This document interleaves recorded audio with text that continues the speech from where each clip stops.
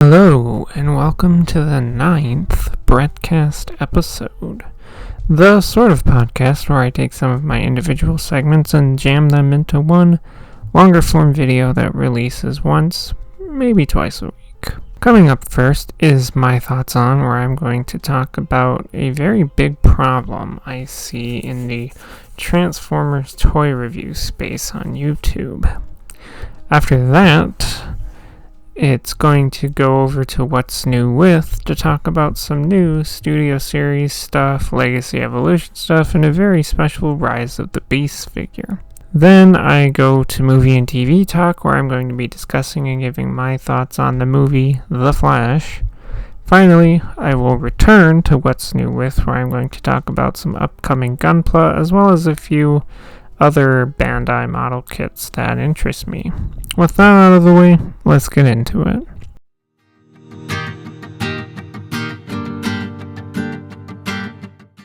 Hello and welcome to the My Thoughts On segment. I've noticed there's a plague throughout the Transformers toy review space on YouTube that I believe starts with the YouTube channel Prime vs. Prime. That channel, along with some other smaller ones that I've had pop up on my recommended, all have one thing in common, and that one thing is theft. Prime vs. Prime is known for getting Transformers early by method of buying ones that are stolen from Hasbro factories and put up on eBay. Because of that, the channels that buy them stolen will never show the packaging, will often get figures that have strange quality control issues that would never be on a legitimate figure, which is because it was stolen. An example of what I'm talking about is there was a channel recently that has a review of the Legacy Deluxe Class Shadow Striker. This is a figure that websites have leaked, but that Hasbro has not even officially revealed yet. I've looked at the comments of said video, and while the video was paused, only one person was concerned about how the YouTuber got the figure so early, and the YouTuber neglected to confirm to that person or any other people in the comments, that the method that they did. But someone else in the comments said that there was an eBay auction for a factory stolen Shadow Striker, and that this particular YouTuber happened to win said auction. Here's my question, though. Why would you want to buy stolen figures? How would someone feel perfectly okay buying something stolen? And also, why do I feel like I'm the only one in this space on YouTube that has a problem with these people buying something stolen? Look at the person who bought stolen magic cards. They got private investigators sent to their house to retrieve said stolen magic cards back. I don't know why Hasbro doesn't do something similar to these people that are buying stolen product. Now, it's totally different in my opinion when, for example, the Legacy Armada Universe Leader Class Megatron gets officially revealed, and then a few weeks to maybe a month before release, some retailers, be it physical or online, get them early, and people are able to legally buy one early. That's totally different, obviously, than if you are buying one that is stolen, that has no box. It hasn't even been revealed yet. If that is the case, you are the kind of reviewer you disgust me. I don't understand why, with the video example I mentioned earlier, no one in the comments seemed to have a problem with said YouTuber having bought a stolen figure. A lot of the comments were typical ones like, "Oh, great video, amazing YouTuber, blah blah blah." And I'm sorry to say this, but if this is the kind of thing that you do, you're not amazing, because you're buying stolen products. And in my opinion, you don't deserve praise for that. Any Transformer YouTuber out there, if you buy stolen product for the sake of getting it early, to get a review out early, You disgust me. You are a pathetic human. And this is something that, like I said, Hasbro really needs to crack down on this. Go do what the Magic the Gathering people did. Send out private investigators. Make these people learn not to mess with Hasbro. But that's all I have for the My Thoughts On segment.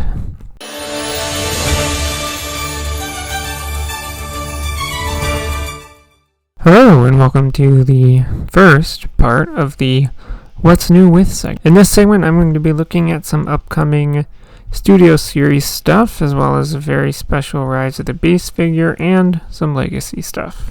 So, let's get into that. The first one here is a re-release, but now it's a part of the buzzworthy Bumblebee line, and that is the Studio Series Leader Class Grimlock.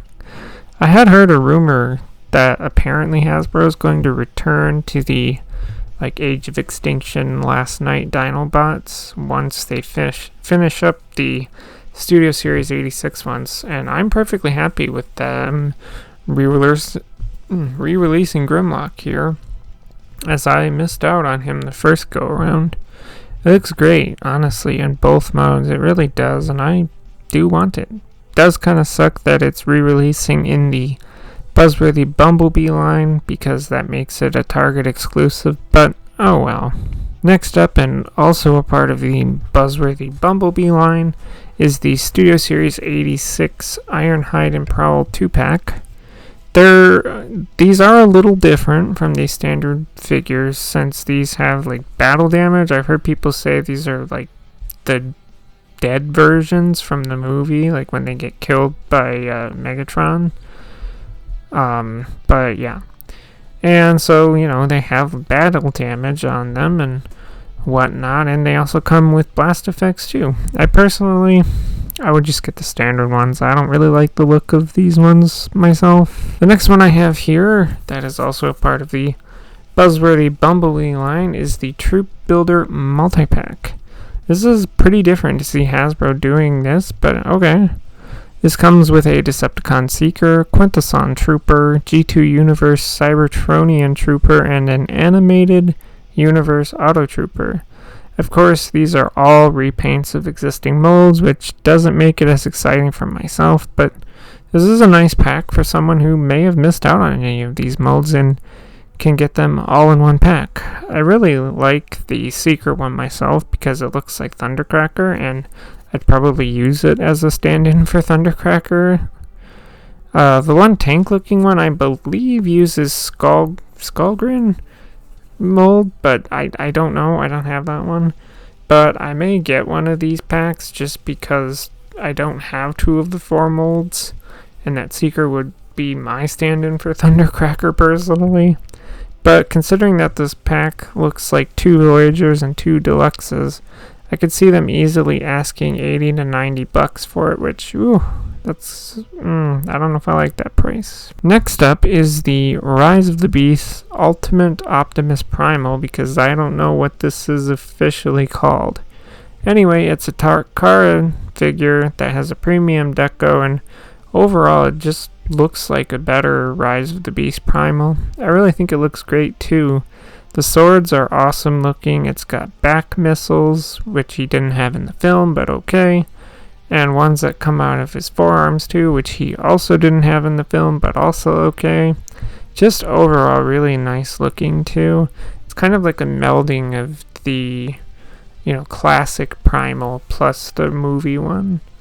And it's also $60, but for a better looking Rise of the Beast Primal, I'd pay that happily. After that is the Studio Series Deluxe Class Mirage. Now, we did get a look at this a while ago, but now we have it in a more official capacity and a better look, and I still don't like it. I've seen Rise of the Beast, and the only way this figure looks at all like Mirage from the movie is in the vehicle mode.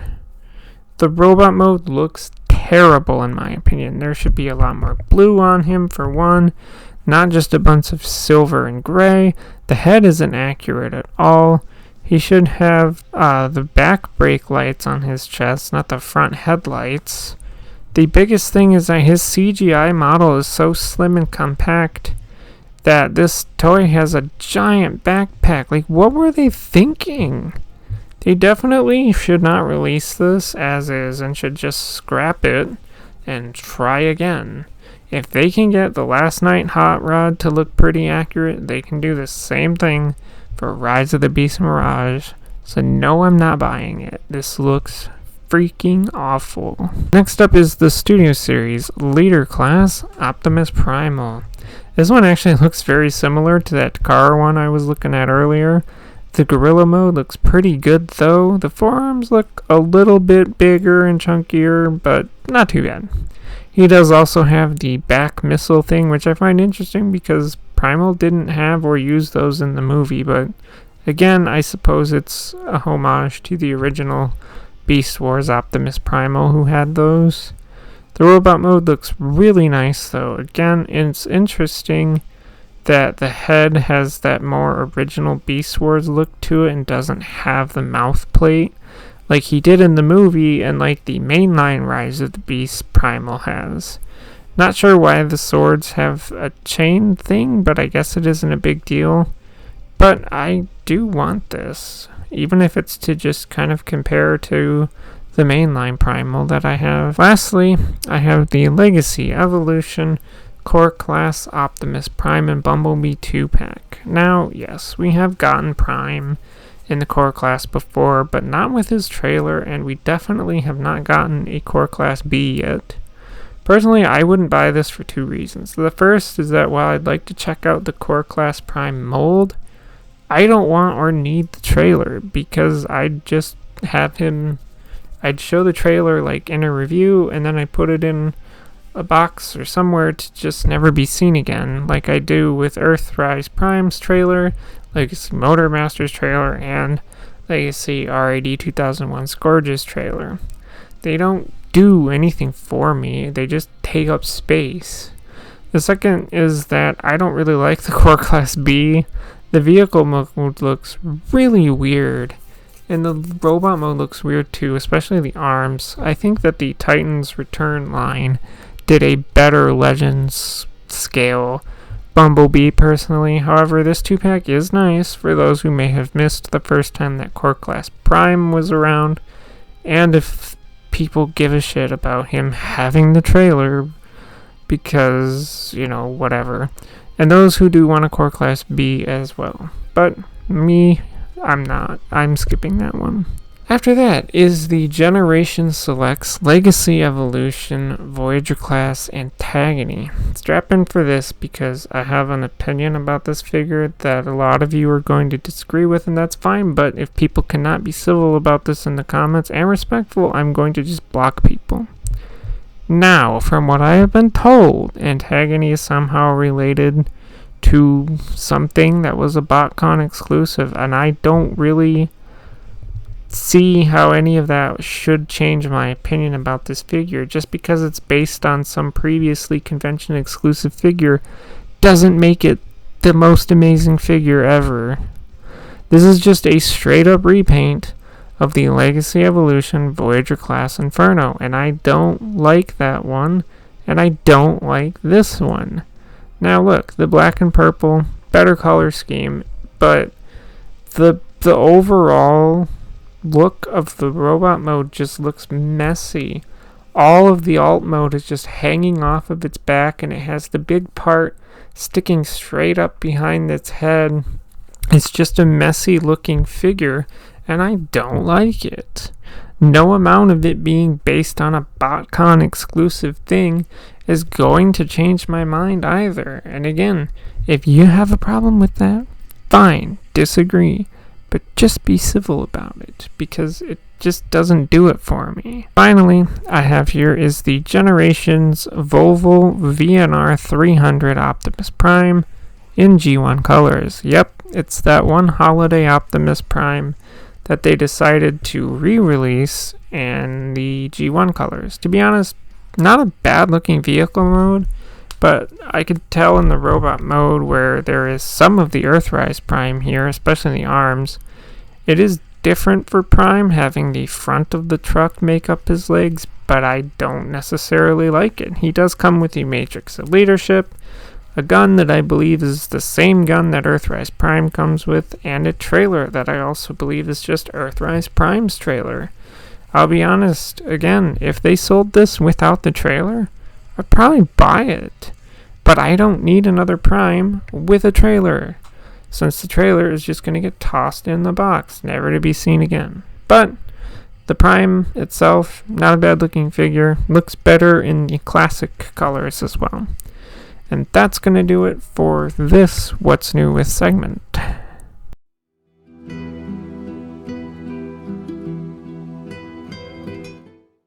Hello and welcome to the Movie and TV Talk segment. Another week and my second trip to the movie theater since all the pandemic stuff.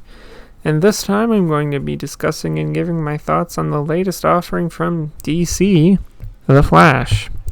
Remember, there will be spoilers, so let's get into it. This movie opens with a really nice action sequence where we get to see Affleck's Batman, Flash, and Flash in action for the bulk of it, and then Wonder Woman shows up right at the end of it because she has to save Batman and the bad guy that they were after.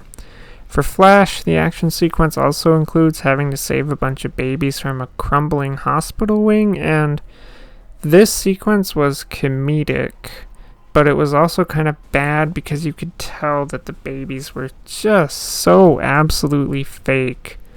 Like, just CGI babies, and looks terrible. It's bad.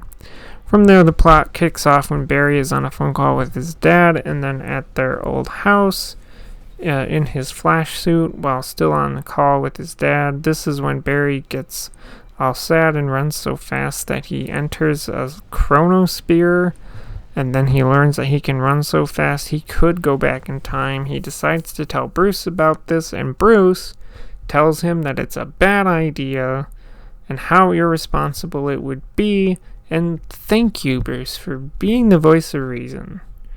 But as usual, Barry doesn't listen and goes back anyway, all in the name of wanting his mom to be alive and his dad not be in prison. So he goes back and does the one thing that would fix all of this, and then on his way back, someone punches him out of the chronosphere into 2013, alternate reality 2013.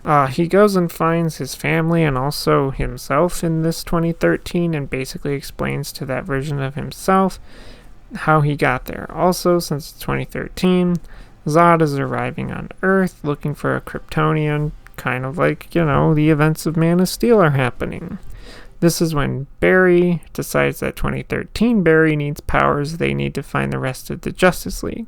Problem is that it seems that in this version of 2013, the only member of the Justice League that they know actually exists is Batman. Barry assumes that Superman is there too, since Zod is looking for a Kryptonian. First stop is the place that Barry works, because he needs to have 2013 Barry be at the right place at the right time to gain his powers. But 2013 Barry starts having second thoughts when Barry mentions having to get struck by lightning, and the two have a tussle, which leads to the moment when the lightning strike happens that Barry gets struck, loses his powers, and 2013 Barry gets struck and gains powers. A bit later, both Barrys then travel to Wayne Manor, and they do find Bruce, but he doesn't want to help them, so they just let themselves into the Batcave so they can search for Superman. But Barry gets stuck, and then Bruce decides to help them because why not? So he finds where Superman is being held, and they all take the Batwing to Russia. They infiltrate a place, they find a Kryptonian being held captive, and they make it all the way back to the surface before getting surrounded, and this is when the Kryptonian gains strength from sunlight and takes out all the Russian soldiers and then collapses. They go back to Wayne Manor. Barry and the Kryptonian have a chat where they learn that this Kryptonian is named Kara Zor-El and is the cousin of Kal-El, aka Superman.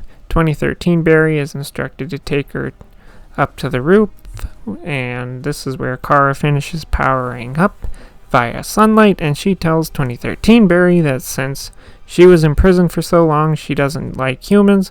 Even after 2013, Barry tells her that some humans are bad, but not all of them are bad, and Kara just kind of flies off. Barry tells Bruce that he needs his powers back and has a way to do that, so he and Bruce get to work on that. Kara flies to where Zod is meeting with the human military, and Zod attacks because they've not found the Kryptonian yet. Barry and Bruce try Barry's method to get his powers back, but it doesn't work at first. Then Kara returns, grabs Barry, and flies him up into a storm, and he gets his powers back. They all decide to go and fight against Zod.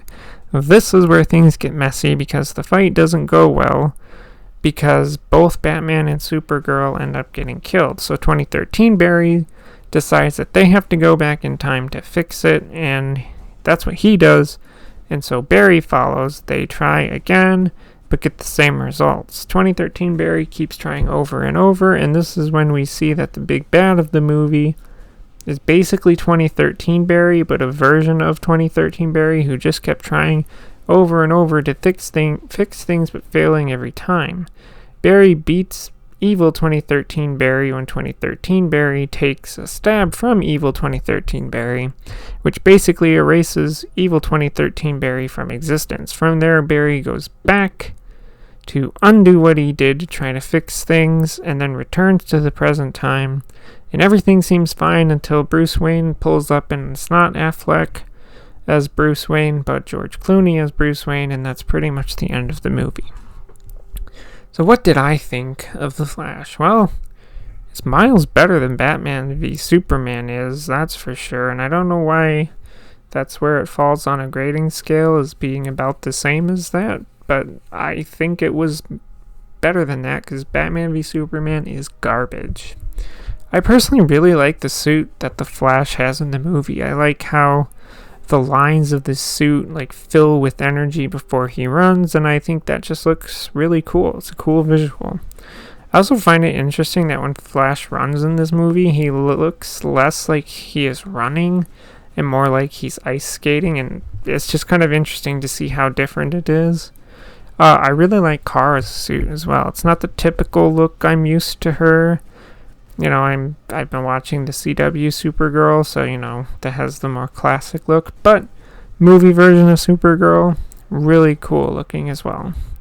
Keaton's Batman is good as always in the movie, and it was just cool seeing that version of Batman return for the majority of the movie. Of course, it was cool getting to see the Batwing and the Batmobile, although they didn't use the Batmobile. Not as much, well, you see it for a little bit, but they use the Batwing for the most of part.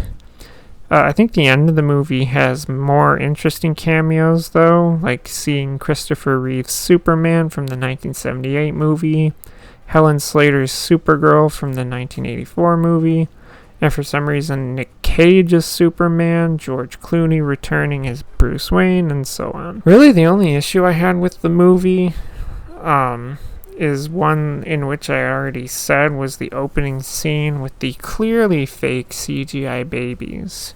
It was so bad. Even the dog in that scene just looked really bad too.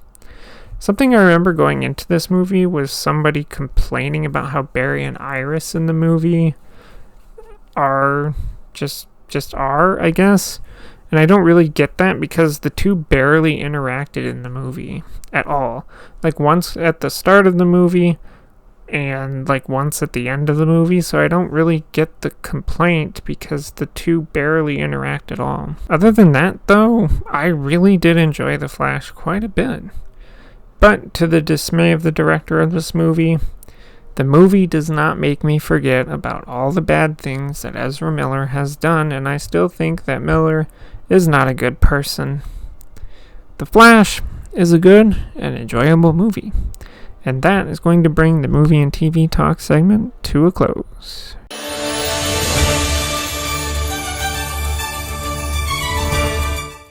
Hello, and welcome back to the What's New With segment. In this segment, I'm going to be going over some upcoming Gunpla, as well as some other Bandai kits that interest me, but I'm not going to be talking about add-ons or any of that kind of stuff.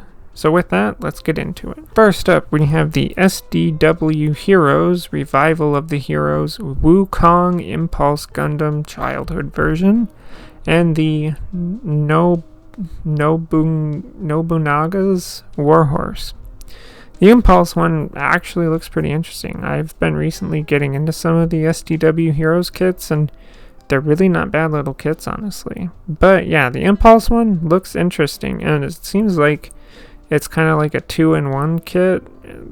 I don't really know, though. The horse one doesn't really do anything for me. It looks kind of neat, but not anything I'm very interested in getting. It looks like these two will be available in December. No idea the price, though. Next up is the HG 1144 scale GM shoulder cannon / missile pod. I don't know. It's a basic GM with the option to give it either shoulder-mounted missile pods or a shoulder-mounted cannon. That's really it. Not much else here. To be honest, if I wanted an HG GM, I would just get that. I don't need the cannon or missile pods myself. This will be available in November. Next up is the entry grade 1144 scale. I don't know if it's the LA Gundam or the LAH Gundam. And the Build Strike Exceed Galaxy. These are from the upcoming Gundam Build Metaverse, and it's honestly interesting to see more specialized Gundam in the entry grade line. These look good for being entry grade kits, though I do not plan on getting them myself. These two kits will be available in October. Then there's the HG 1144 scale Shin Burning Gundam and SD Gundam Cross Silhouette F Kunishi Kai. I'm sorry if I mispronounced that.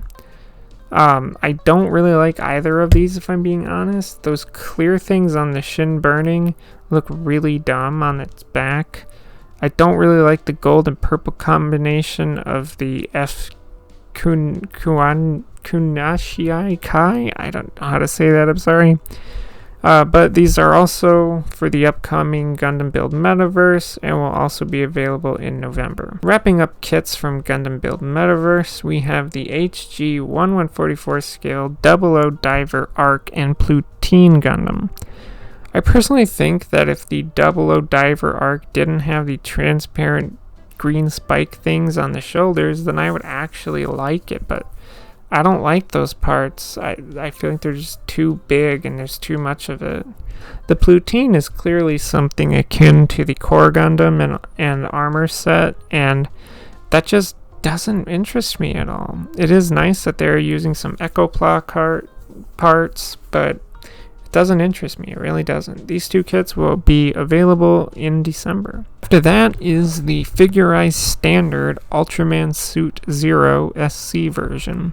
This looks really cool, but I do have to question how much of that orange and even red is just going to be stickers rather than actual color separated parts. I've only done one Ultraman kit, and that's because other ones I've found have been like $60 to $70, and I'm not going to pay that.